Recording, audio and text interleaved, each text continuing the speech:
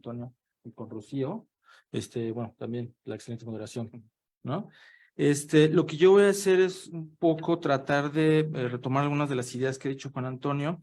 Primero haré un encuadre teórico de justamente por qué pensar esta relación que dijo muy bien Juan Antonio entre migración, política migratoria y procesos de precarización en las poblaciones migrantes, ¿no?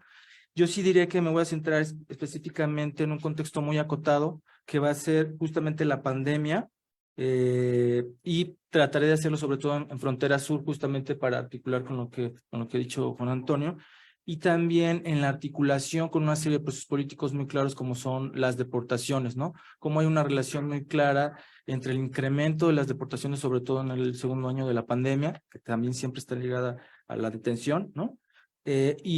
Una serie de procesos muy claros en términos de cómo cambiaron las condiciones de vida materiales de ciertos migrantes, de ciertos grupos de migrantes, particularmente los migrantes irregularizados del norte de Centroamérica en Tapachula, ¿no? Y luego volver a cómo esto se articula con un ejercicio de control migratorio diferenciado, ¿no? Territorialmente muy selectivo, que tiene una dimensión claramente regional, ¿no? En términos del papel que juega sobre todo México y las fronteras, en específico México y las fronteras, o México a través de sus fronteras, sobre todo la sur, en relación a cómo la agenda migratoria norteamericana de facto tiene ciertas prioridades, ¿no? O sea, más allá del discurso, esto es algo que hemos observado desde hace mucho tiempo, una cosa es el nivel discursivo, ¿no? Como ahora la migración ordenada, segura y regular, y otra cosa de facto son cómo en la articulación de estos diversos actores, ¿no? Migrantes, políticas migratorias, acuerdos regionales no siempre explícitos entre diferentes estados nacionales, producen flujos migratorios en condiciones muy precarizadas, ¿no? Claro, también ponderando siempre la agencia de los migrantes, ¿no? Y bueno, en este sentido, quizás la primera cuestión que hay que decir es que ya hay una especie como de genealogía drástica en términos de cuáles son el tipo de poblaciones que se desplazan y cómo se desplazan, sobre todo en el caso de los migrantes irregularizados del norte de Centroamérica. Aquí sí cabe precisar que yo utilizo la categoría de irregularizado a semejanza de esta serie de reflexiones sobre la autonomía de las migraciones, que lo que dice es descentrar y criticar esta idea de que los migrantes son irregulares, ¿no? Lo que va a decir es, son los estados nacionales quienes en un ejercicio de control y de soberanía solicitan ciertos documentos y ciertos procedimientos económico-administrativos, ¿no? Para dar cierta condición, ¿no? Y otorgar ciertos papeles, ¿no? Entonces, lo que hace es descentrar esta idea y complejizarla, ¿no?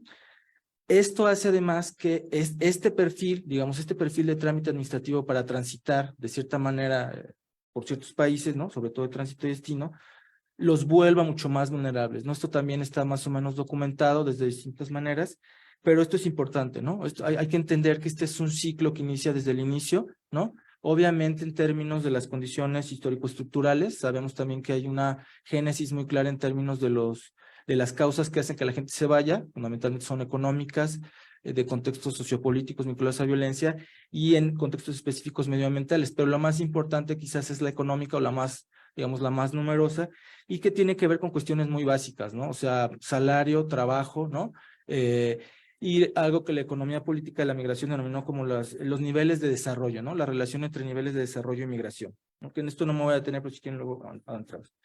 Y entonces, junto a esto, lo que habría que decir es que la política migratoria se articula efectivamente no necesariamente en función de un discurso de las condiciones que dije, ¿no? De respeto a los migrantes, de respeto a los derechos humanos, sino en función de los debates públicos, políticos internos, nacionales e internacionales. O sea, aquí sí hay que dejar muy claro que la agenda norteamericana y sobre todo también esta disputa entre demócratas y republicanos permea, ¿no? Y tiene un impacto claro en todo el proceso regional, ¿no? Si esto no fuera un activo político de discusión importante, ¿no? Que, por ejemplo, define incluso elecciones, etcétera, no estaríamos en este tipo de escenarios, ¿no? Porque como sabemos está claramente demostrado que el mercado laboral gringo necesita mano de obra, ¿no? O sea, hay una curva demográfica muy clara y tiene una necesidad clara de trabajadores. Bueno, y en este sentido, porque me estoy aventando un rollazo y no llego a donde quiero llegar, lo que quiero decir es que las deportaciones y las detenciones y todo el ejercicio, ¿no? Que las ronda, no pueden ser pensados solo como meros ejecuciones de la política migratoria, ¿no? Y de la ley migratoria, sino tienen que ser pensados explícitamente o también con un carácter muy importante de control migratorio. ¿no? Y bueno, dicho esto, ya me centro en el caso de lo acontecido en la pandemia. Yo diría que hay por lo menos 3 niveles de análisis que es importante. No me voy a centrar mucho en el del Estado porque ya lo han comentado y ya lo comenté antes, pero hay otros 2 que tienen que ver con los migrantes y las organizaciones pro-migrantes, ¿no? Son, me parece, 2 actores claves. Luego tendemos a tener teorías que desde lo macro piensan las migraciones mucho en función de los estados, de los mercados laborales, pero sin duda una parte fundamental, como lo mostró Juan Antonio, es los sujetos sociales, ¿no? Los sujetos sociales que transitan en condiciones muy adversas diversos países, ¿no? Y en este sentido, hubo un ejercicio bastante detallado y riguroso de documentación por diversas ONGs, ¿no? Yo me baso sobre todo en lo que hizo la Redodem, pero hay muchos, está el otro proyecto, el de Inmovilidades en las Américas. Hubo un esfuerzo más o menos consecuente, limitado, sobre todo en términos de la pandemia, de ver qué estaba pasando y sobre todo con las limitaciones de no poder hacer mucho campo. Digamos, una de las ventajas de recurrir a lo que registró la Redodem es que ellos se basan en los registros que hacen las casas, albergues y comedores iniciaron siendo poco más de 20 y ahora son cerca de 28 albergues y están en diversos estados de la República, más o menos en los corredores migratorios importantes, ¿no? Sur, occidente y norte, ¿no? Pero claro, hay huecos, ¿no? Esto hay que decirlo. De hecho, esta es una de las cuestiones que luego es importante decir. Sí tenemos visiones luego muy parciales, selectivas, por esta falta de homogenización, ¿no? Y la necesidad de producir información al respecto. Pero bueno, lo que ellos encuentran son fundamentalmente 4 procesos en el caso de los migrantes. La primera es que hubo un proceso muy claro, y esto se documentó sobre todo en Tapachula, en términos de la pérdida de los empleos temporales. Lo que sabemos es que las rutas migratorias, como también lo comentó Juan Antonio, sí se caracterizan por una serie de agencias intermitentes, luego efímeras, en términos de contextos que van resolviendo poco a poco, ¿no? Y también tiene que ver en términos de los capitales con lo que cuentan los migrantes, o sea, no es lo mismo pagar a un pollero que ir en una caravana. Entonces, se encontró que estas estrategias que eran bastante útiles de buscar empleos temporales se vieron muy complicadas en el caso de la pandemia, ¿no? Y de hecho sí hubo una relación con algo que también dijo Juan Antonio, que no solo se observó en Tapachula, sino en diversas ciudades, Guadalajara, Ciudad de México, etcétera, en términos de una transición hacia situación de calle. Incluso se volvió más recurrente el boteo en las esquinas, ¿no? Que pidieran en Ciudad de México, de hecho acá justo en el Periférico y a Insurgentes, hay luego, bueno, hondureños pidiendo, pero también esto pasa, por ejemplo, en Ciudad de Guadalajara, en los alrededores del FM4 o en el cruce de Tolsay, bueno, y las vías del tren, ¿no? Y esto se volvió una estrategia efímera que, digamos, que ha tenido un relativo resultado como paliativo, ¿no? La segunda cuestión que sí es importante mencionar y que también aludió Juan Antonio, yo estoy hablando sobre todo de los migrantes irregularizados del norte de Centroamérica y también en alguna medida de los haitianos y de ciertos migrantes extracontinentales, ¿no? Sobre todo de África. También encontramos que hubo, además de la situación de calle, procesos claros de inmovilidad. Sí encontramos que hubo un proceso de ralentización, se alentó mucho el proceso de petición de refugio en México, que está articulado también con lo que aconteció en Estados Unidos. Aquí sí hay una cosa que es fundamental decir, la mayoría de ellos va hacia Estados Unidos por varias razones, pero una tiene que ver con el tipo de salario al que pueden acceder y las redes que pueden tener allá. Esto, para que se den una idea, si estamos hablando del mínimo en Estados Unidos de entre 10 o más dólares la hora, estamos hablando de que en un día pueden ganar más de, pues échenle cálculos, ¿no? Son 10, 12 dólares por 8 horas o más, 9. Estamos hablando que pueden llegar a ganar más de 100 dólares.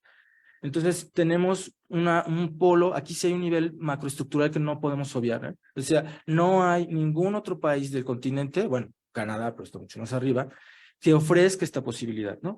Y que además sí hay un imaginario claro en términos de lo que representa Estados Unidos, ¿no? Y redes claras, en el caso de los guatemaltecos, en el caso de los salvadoreños, sabemos que hay redes desde el siglo pasado, y esto juega un activo político muy, muy importante, ¿no? Y la otra cuestión que sí hay que decir es que si bien ya había una estructura sumamente precaria, pero relativamente eficiente de distintos tipos de acceso a derechos, ¿no? Para los migrantes, salud, hospedaje, alimentación, que tenían que ver con estas ONGs, esto sí se vio sumamente complicado y precarizado.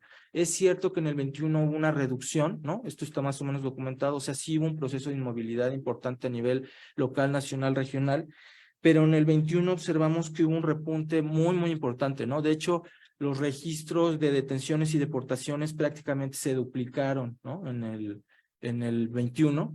Y como dice también Juan Antonio, si consideramos, por ejemplo, los reportes de los encuentros de la Border Patrol, bueno, de todo el andamiaje gringo, se llegó a máximos históricos, ¿no?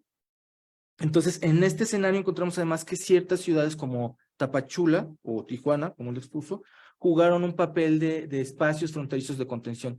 La idea esta es importante porque lo que uno observa es que las políticas de contención migratoria, es decir, la manera en que un estado o un país contiene los flujos migratorios, nunca se expresa de manera homogénea en el país. O sea, nunca es que estén en todos lados, ni los flujos ni los ejercicios de contención. Los ejercicios de contención, es decir, la manera en que los detienen, los deportan, los precarizan, siempre es muy selectiva territorialmente. Y así como Tijuana es un punto clave en el norte, sobre todo de los de retorno, ¿no? En el caso del sur, Tapachula es un enclave clásico, aunque no entra dentro de la definición típica de ciudad fronteriza, porque no está en la frontera, sino está a una decena de kilómetros de la frontera, sí funge como esto, ¿no? Y aquí fue donde se encontraron diversos reportajes. Recordarán, por ejemplo, las diversas caravanas que se organizaron y que fueron más o menos detenidas, desarticuladas y reprimidas en un margen muy escueto de kilómetros, ¿no? Todos, si se fijan, en el sur, ¿no? Y que además hubo también un proceso diferenciado de contención migratoria. Mientras algunos de los procesos tenían que ver con el alentamiento del refugio, otros tuvieron que ver, por ejemplo, con la desarticulación y represión de las caravanas. Entonces observamos que mientras por un lado hay ejercicios muy claros en términos de contener territorios más al estilo nacional, es decir, de cerrar fronteras, hay otros que tienen que ver con acciones estratégicas y selectivas, algo que los geógrafos denominan territorios red, donde lo que hacen es buscas nodos que son claves para estas rutas migratorias, ¿no? Y en este sentido también otra idea fundamental es la que tiene que ver con la diferenciación, ¿no? Tanto espacial, espacio territorial, como en términos de los perfiles migratorios, ¿no? Esto es algo que también observamos. Y esto también, si se fijan, va muy de la mano con el tipo de migrantes que son, digamos, apuntalados desde Estados Unidos.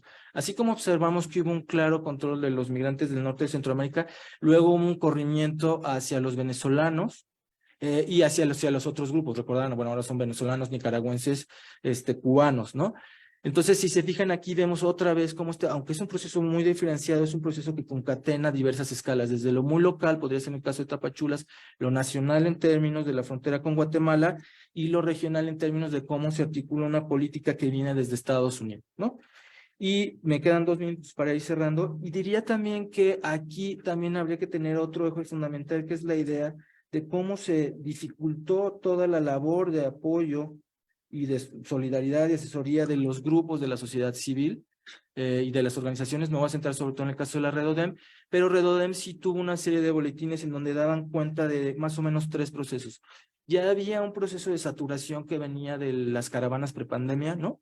En donde encontraban digamos, el volumen demográfico, es decir, el número de migrantes que estaban transitando por México se había incrementado y que ya no contaban con una infraestructura para darles el tipo de atención que les daban, ¿no? Esta atención también es diferenciada, o sea, es hospedaje, alimentación, pero también es cuestiones médicas y asesoría psicológica y jurídica, ¿no? Estoy hablando de manera generalizada. Obviamente cada albergue, casa, etcétera, tiene digamos, atención especializada, ¿no?